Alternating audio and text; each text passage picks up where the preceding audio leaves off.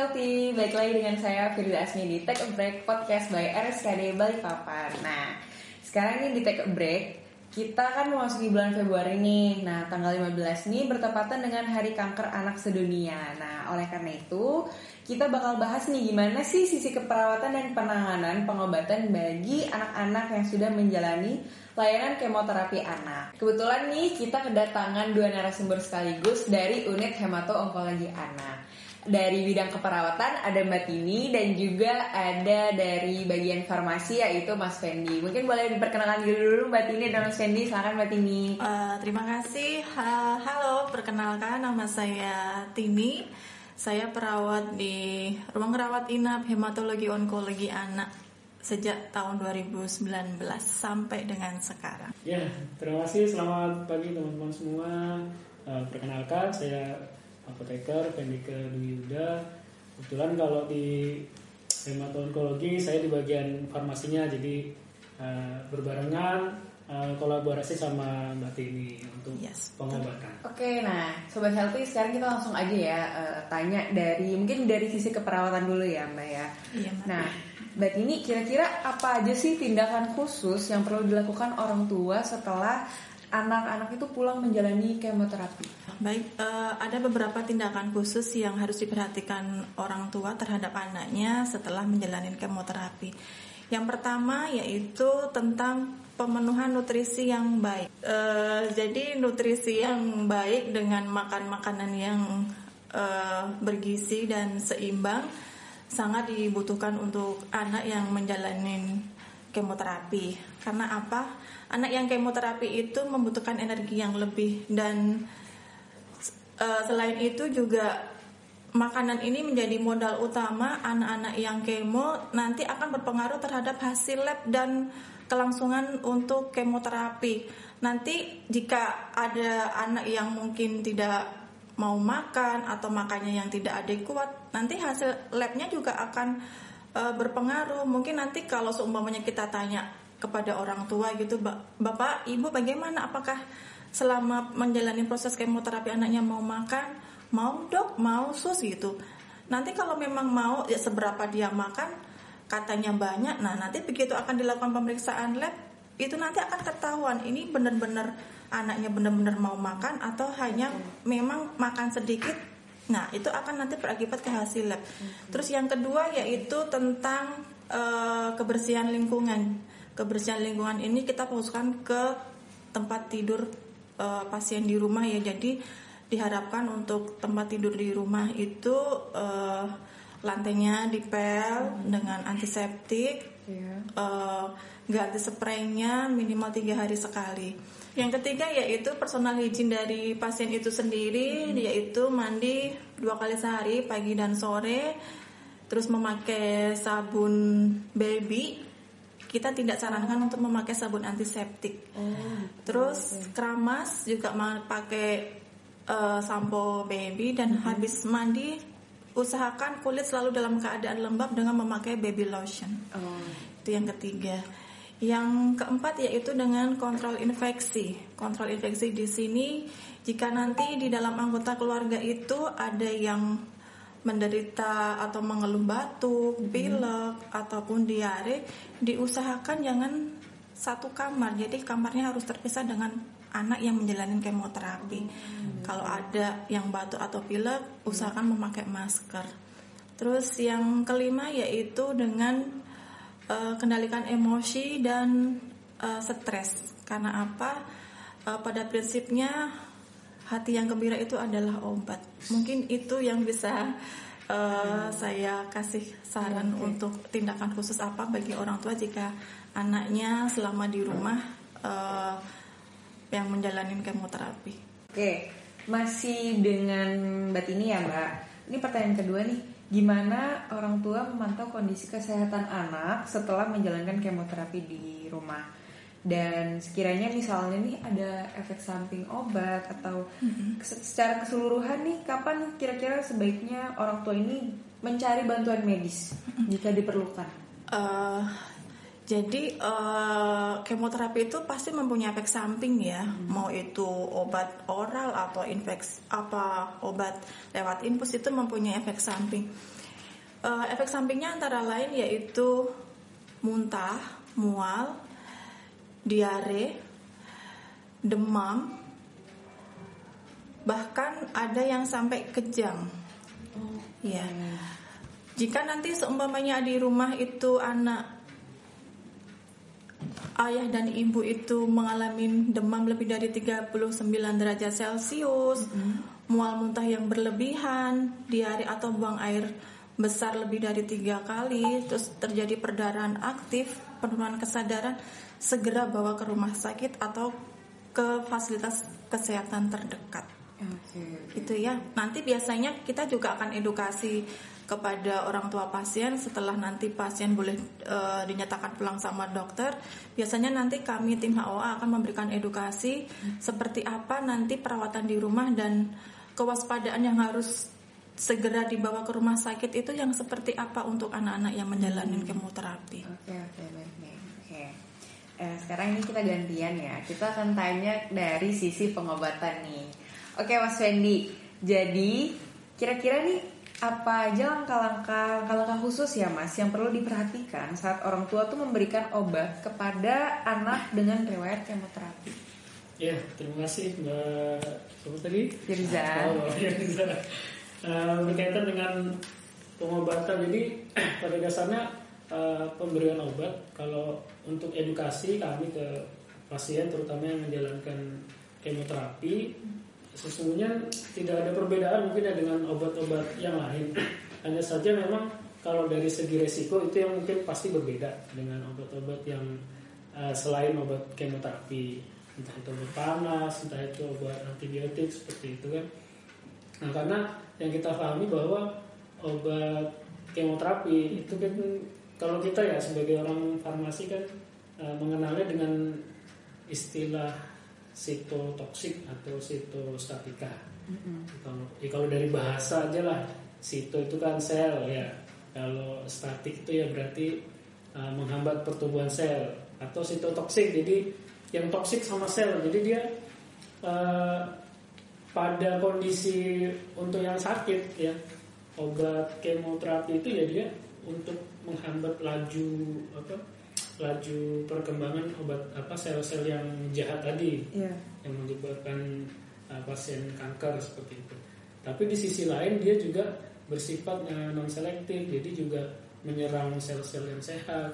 Makanya biasanya kita sering dengar tuh, pasien tuh kalau di kemoterapi itu pasti gundul atau gini atau ya seperti tadi yang sudah disampaikan Mbak Tini ya, ada beberapa efek samping yang lain.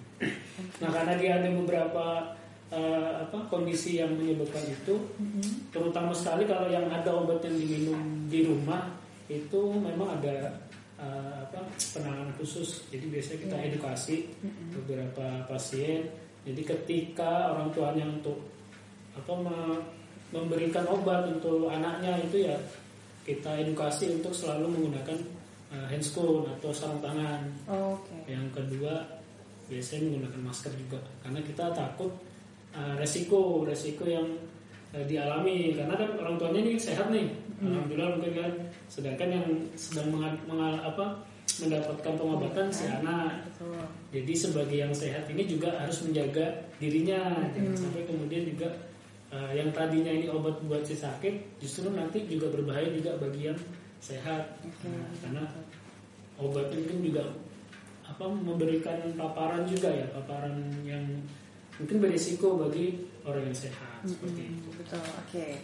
Nah, berarti nih Mas, tadi kan ada disebut nih ya, ada sedikit kayak efek samping nih ya di obat-obatan kemoterapi.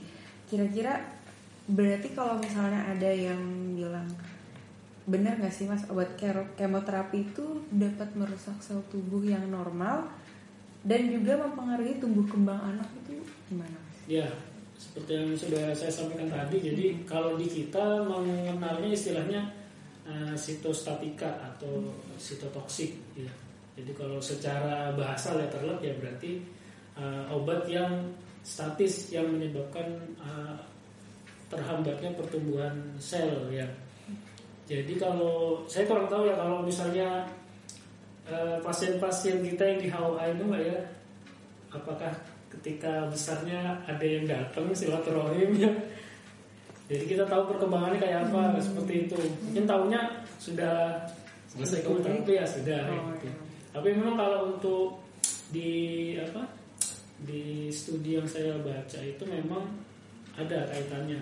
Pasien-pasien anak yang mendapatkan terapi kemoterapi itu cukup berpengaruh pada pertumbuhannya nanti ketika dewasa. Biasanya sih kalau yang saya baca itu mempengaruhi tinggi badan. Seperti itu. Oke. Tinggi badannya berarti menjadi agak terlambat gitu ya. Harusnya normalnya mungkin sudah mencapai sekian meter dia kan. Oh gitu. Oke nih Mas. Masih dengan Mas Wendy nih, gimana sih cara memastikan bahwa dosis yang diberikan kepada anak itu sesuai, terutama setelah menjalani sesi kemoterapi ya Mas, dan gimana cara penyimpanan obatnya dengan aman? Karena kan biasanya nih ada syarat-syarat tertentu ya dalam cara menyimpan obatnya. Takutnya nih kalau salah obatnya jadi keefektifannya itu menurun gitu. Kira-kira ada nggak tuh Mas? Ya kalau disuruh mengecek itu kayaknya belum kita lakukan ya kalau di rumah sakit. Jadi itu lebih kaitannya dengan cek kadar obat di dalam darah kalau memang ngecek sesuai dosis enggak. Tapi kan kita nggak lakukan. Tapi biasanya kalau di kita ya kita ngeceknya di sebelum pengobatan sih ya, sebelum pengobatan. Jadi betul kan dosisnya itu. Biasanya pasien juga ada rapotnya, kita juga tahu berat badannya, tinggi badannya. Dari situ nanti akan kelihatan luas tubuh pasien ya. Dari situ dari dasar untuk menghitung dosis. Dari situ kita bisa mencocokkan. Sesuai nggak sih dengan kondisi pasien dengan dosis sekian seperti itu. Itu untuk dosis ya. Kalau untuk penyimpanan ini ya sama kayak obat-obat yang lain, cuman ya kalau untuk kemoterapi ya pasti dipisahkan. Terus pada dasarnya kalau untuk penyimpanan kan memang beberapa obat yang sering kita dengar yang di masyarakat itu ya ada penyimpanan khusus ya, misalnya dia ada yang harus ditaruh di kulkas atau suhu dingin, suhu sejuk. Ada juga yang cukup di suhu ruangan, itu harus diperhatikan.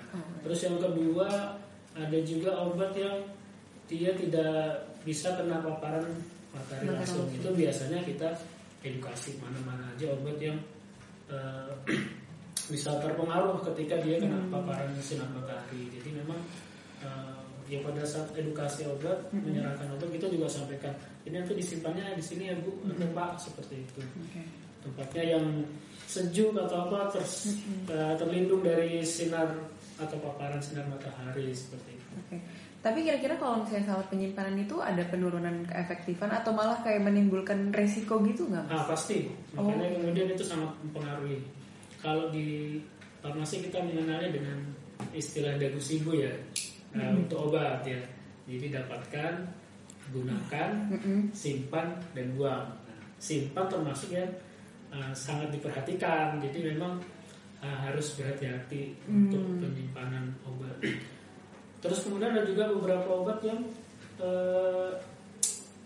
mungkin kalau tablet ya wajar tinggal dibuka aja ya. Tapi kalau ada obat-obat yang dia harus diencerkan atau dikasih air kayak sirup seperti itu pasti penyimpanan juga berbeda ketika dia masih dalam posisi yang utuh. Ya kita mengenalnya dengan istilah kadaluarsa.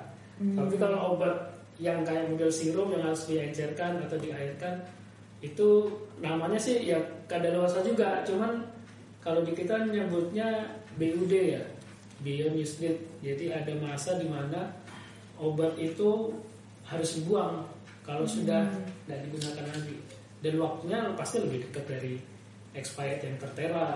Jadi bukan berarti disimpan ditaruh kulkas nanti bisa dipakai lagi sebulan, nggak bisa kayak gitu ya. Kadang-kadang orang tua kan kayak gitu. Iya benar. Masih bagus kok, masih bagus. Eman, ya itu nggak bisa kayak gitu. Iya. Oke. Berarti harus diperhatikan juga ya tanggal-tanggal itu ya Mas ya. Oke. Yang ini mungkin terakhir ya buat Mas Fendi juga. Itu kalau misalnya obat, ini masih terkait obat ya. Obat kemo harus dihabiskan sesuai jangka waktu yang sudah dianjurkan oleh dokter. Berarti tadi kalau misalnya dia nggak sesuai jangka waktu, ada pengaruh nggak buat anak ini? Oh iya. Jadi kerutinan minum obatnya. Kalau obat kemo pastinya harus kita biasanya kalau di obat tuh ada label ya atau etiket. Itu pasti kita kasih keterangan ya. Jadi diminum teratur. Jadi bukan hanya sebatas ini 1 kali 1, 1 kali setengah. Tapi kita tekankan ini obat diminum teratur, jangan sampai kemudian terlewat. Terus pantas bagaimana kalau terlewat? Ya, memang ada kondisi yang mungkin ya namanya anak kan, atau minum obat yang rutin itu kan bisa menyebabkan apa ya, bosan ya. Iya. Namanya anak kecil minum obat ini udah nggak mau gitu. Seperti itu. Jadi memang ada obat ya pasti pengaruh. Ketika dia sudah nggak minum, nah itu bagaimana? Ya beberapa obat ya sesegera mungkin diminum ketika dia ingat.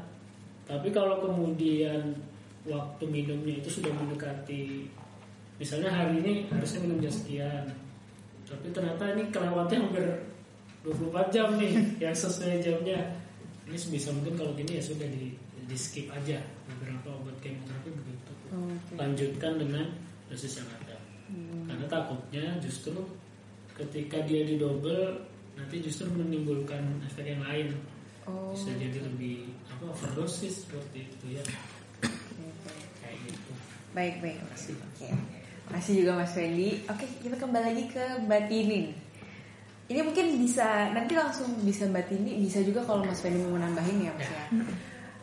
Ini terkait diet dan pola makan anak nih. Apa aja yang perlu diperhatikan selama periode perawatan dan juga pengobatan bagi anak-anak yang sedang menjalani kemoterapi. Kira-kira ada nggak sih makanan-makanan yang juga nggak bisa dicampurkan dengan obat-obat kemo gitu? Mungkin ada pantangan-pantangan tersendiri gitu. Akan Mbak Tini. Sebenarnya kalau untuk pantangan makanan untuk anak yang kemoterapi itu tidak ada ya. Jadi usahakan ayah dan ibu kalau memang anaknya mau makan, selagi anak itu mau, kasih saja, itu nggak apa-apa. Karena apa yang tadi saya jelaskan tadi, karena makanan ini modal utama untuk keberlangsungan kemoterapi. Jadi ya kalau anak mau makan ini itu ya dikasih saja, nggak apa-apa. Nah, ada beberapa kejadian yang sering kita dapatkan, terutama pada pasien-pasien yang baru di kemo dan baru memulai kemoterapi awal. Itu biasanya dia pola makannya akan meningkat karena dia minum steroid kan. Jadi pas di saat kami handover ke pasien gitu, sering kami tanya, sudah makan? Sudah. Ini makanan yang keberapa? Sudah yang kedua, suster padahal itu masih jam 8. Yaitu karena efek dari obat steroid itu. Untuk yang mungkin hanya sedikit yang perlu dihindari ya, untuk makanan yang keras seperti keripik atau kacang itu sebaiknya dihindari dulu. Takutnya nanti kalau makanan yang keras si anak ini mengeluh ada gigi goyang atau ada hasil darah trombositnya yang rendah, itu akan menjadi pemicu terjadinya perdarahan gusi. Seperti itu. Jadi kalau untuk pantangan sih nggak ada, kecuali si anak itu ada alergi makanan tertentu. Itu dari sisi kami. Mungkin dari Mas Fendi. Kalau mungkin edukasinya kalau obat ini ya, obat kemo sebagian besar sih kita memberi informasinya yang terbaik sebenarnya ya obat itu ditelan langsung ya, ditelan langsung tanpa ada makanan. Jadi kalau kita mungkin seringnya tahunya obat tuh ya minum sesudah makan gitu kan. Tapi ternyata ada beberapa obat kemoterapi itu yang dia justru lebih efektif ketika diminum langsung utuh. Jadi langsung minum dengan air. Jadi pada saat perut kosong seperti itu. Jadi bukan dengan makanan. Takutnya malah ketika bercampur dengan makanan dia akan menurunkan efektivitasnya atau penyerapan obat di dalam tubuh seperti itu. Oke. Tapi kalau misal nih kan kadang ada anak-anak yang kayak minum obat terus diselingin sama makan apa gitu, biar gak kerasa obatnya itu berarti juga mempengaruhi efektivitasnya. Iya, jadi Oke. sebisa mungkin ya seperti itu. Oke. Terus juga ada bagaimana kalau pasiennya nggak bisa menelan ya, ini kan yang sering ya. Betul. Karena itu memang kalau beberapa obat kemoterapi itu memang sudah diformulasi ini sih, jadi bisa bukan berarti digerus ya, bisa dilarutkan, jadi bisa dilarutkan, beberapa bisa dilarutkan. Dilarutkan. Itu diminum ya biasa kayak apa extra jus tuh CDR kayak gitu, ada yang ngomong kayak gitu. Oke. Oke, terima kasih Mas Fendi dan Mbak Tini. Tapi sebelum kita mengakhiri podcast ini, mungkin boleh nih ada sesuatu nih di tangannya Mbak Tini ini. Mungkin boleh dikenalin dulu Mbak ini. Boleh. Ini kami kemarin di ulang tahun hemato-onkologi anak yang keempat, kami sudah launching tentang buku review hematologi onkologi anak. Buku review ini adalah buku raportnya pasien. Jadi nanti pasien-pasien yang terdiagnosa kanker, nanti kami akan kasih buku raport, dan ini sebagai catatan dokter juga nanti terkait tentang tanggal kontrolnya kayak gini. Nanti mungkin pas yang di tanggal tersebut ada hasil labnya, atau nanti obat-obat apa yang sekiranya dibawa pulang nanti akan ditulis lengkap sama dokternya dan keluhan-keluhan pasien saat itu juga. Dan perlu diketahui bahwa ini adalah buatan dari kami tim HOA ya. Jadi di sini mungkin nanti ayah dan bunda bisa dibaca ya dari halaman depannya. Di sini ada nama pasiennya, ada nomor rekam medis, tanggal lahirnya, ada data diri pasien, ini diagnosanya apa, mungkin bisa dituliskan kalau ada alergi obat tertentu. Terus di sini sebenarnya sudah ada lengkap juga ya tentang perawatan pasien kanker anak di rumah itu seperti apa. Jadi ini ada lengkap. Jadi iya, jadi nanti bisa dibaca-baca. Mungkin selain perawatnya juga edukasi di dalam, sebenarnya udah ada di dalam buku ini. Yang tadi saya bicarakan tentang kamar tidur seperti apa, makanan yang bagaimana, terus mandinya yang tadi saya bilang 2 kali. Ini ada lengkap ya Mbak ya, kapan harus ke rumah sakit. Nah, tata tertib di ruangan perawatan itu sendiri seperti apa. Dan ini ada plastik seperti ini nanti akan kami taruh protokol kemoterapi. Oke. Ya, untuk yang di paling belakang mungkin nanti kelengkapan berkas seperti SEP ataupun rujukan dari Vaskes pelayanan untuk BPJS-nya. Oke. Gitu. Jadi kalau misalnya nanti ada orang tua yang mau berkonsultasi, berkas-berkasnya udah langsung di situ semua gitu. Iya, ya. jadi nanti jangan lupa ya ayah bunda setiap kali kontrol ini dibawa, karena kalau nggak dibawa kita nggak akan tahu nih sampai di mana protokol kemoterapi, jadwalnya kemoterapi seperti obat apa yang mau masuk kayak gitu. Oke, terus boleh mungkin Mbak, ini ada beruang-beruang lucu nih, ini dari HOA juga ini teman-teman. Boleh mungkin. Terima kasih juga untuk rumah sakit. Jadi ini kami minta ke bagian rumah sakit, kami akan apresiasi untuk pejuang-pejuang anak yang menjalani kemoterapi. Jadi untuk anak yang menjalani kemoterapi, kalau sudah dinyatakan remisi secara klinis dan laboratorium oleh dokter, nanti akan dikasih reward atau selempang seperti ini ya, cancer survivor. Selain itu juga akan dikasih boneka cancer survivor. Jadi pesan dari kami buat orang tua, ayah dan bunda yang saat ini anaknya baru terdiagnosa kanker, tetap semangat untuk mendampingi putra putrinya, karena kemoterapi tidak seseram yang dibayangkan yang kita lihat di sinetron-sinetron. Tetap semangat menjalani kemoterapi, ikutin dengan skema dari dokter yang sudah berikan, terus minta petunjuk kepada Allah Subhanahu wa taala. Semoga ayah, ibu dan putra putrinya kuat menjalani kemoterapi, dan ayah dan bunda juga dapat memberikan pendampingan dan motivasi kepada anak yang saat ini sedang kemoterapi. Harapan kami semoga putra-putri ayah dan bunda menjadi cancer survivor berikutnya.